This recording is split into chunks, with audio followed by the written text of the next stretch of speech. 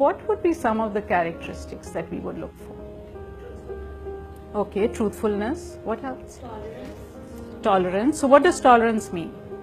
Someone has empathy for others. Okay, great. Empathy. And by the way, there's a crisis of empathy in young people today. I'm okay. Okay. So again, tolerance means being able to live with differences of opinion.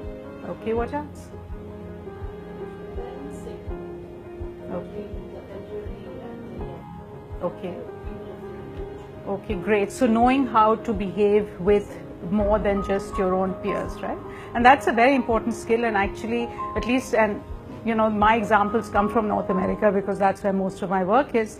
But you know, in North America, it is a huge challenge because we don't, not only do we not live in joint societies, we rarely get to see people of other ages unless we make a real attempt. Okay, and this whole idea of nuclear families has really not worked out.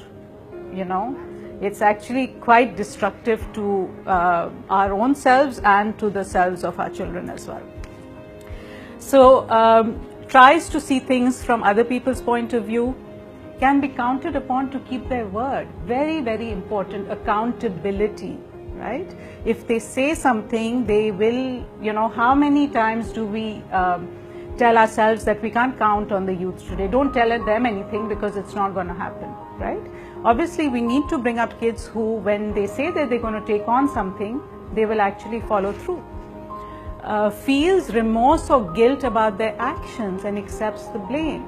Now again, in the West, I'm not sure how far it is true here, but in the West, guilt has become a really maligned emotion. People are always, you know, don't feel guilty, you know, you're okay, I'm okay, that kind of mentality. Yeah. You are sending me on a date. Yeah, exactly. Yeah, but you know, that's a different issue though, like hopefully the guilt shouldn't come from us, but our own conscience, right, which is there, it's Allah's guide to us, it's our moral compass, that it is there for a reason, that when we do something wrong, it should make us uncomfortable. Exactly, that's what I mean. So again, if a child is doing something and they're not feeling remorse or guilt about it and they are blaming other people, that's not a healthy sign, right?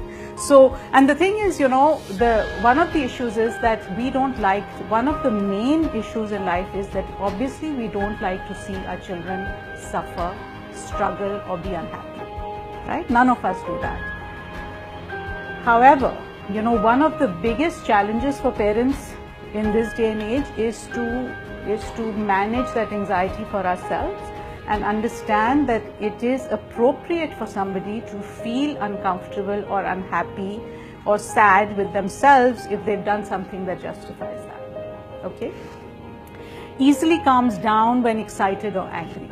So again, having some sort of emotional regulation, we call it, right? Being able to manage their emotions. Behaves appropriately without reminders, treats everyone respectfully, shares or helps or comforts others without expecting something in return. Okay, so again, the motivation is important, right? It's not what is it in it for me, and shows empathy for the suffering of others, can look beyond themselves. Now, for those of you who have 5, 6, 7 years old children, right? Is it realistic to expect a 7-year-old to do this? Exactly. So we need to manage our own expectations to some extent, right? So this is, yes, it's the ideal picture. I know that if I was to assess myself on all of these, I wouldn't do very well, right? So we also need to recognize that this is a work in progress. This is what we're aiming for. But if we haven't got there yet, it's not the end of the world. So again, definitely we can work towards something, and we can do it in an effective way and we can do it in a destructive way, right? So making a child feel guilty from the outside is rarely effective actually to build up any of these skills, right? The idea is that we can nurture or foster internal motivation, like that's our goal.